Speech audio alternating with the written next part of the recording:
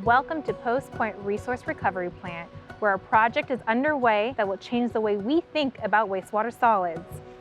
Post Point Resource Recovery Plant project will take valuable resources that we're burning and process them in a way that turns them into nutrient-rich soil.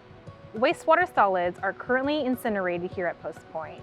This process emits carbon dioxide and other contaminants into the air. The ash from the burned waste is taken to a landfill.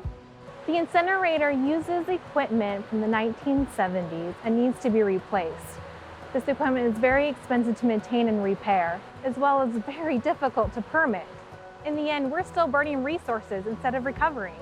To address this problem, the city used an evaluation process that looked at several options and measured the environmental, social, financial, and technical benefits of each option. After gathering input from the community on the options and evaluation, the city has decided to implement a digestion-based solution. Digestion essentially replicates nature's process with heat and microbes to break down the solid waste. Upon completion, biosolids and a biogas are created.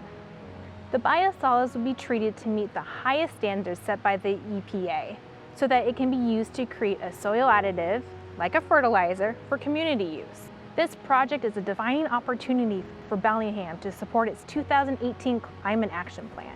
It will reduce sewer utility CO2 emissions by 60 to 80%.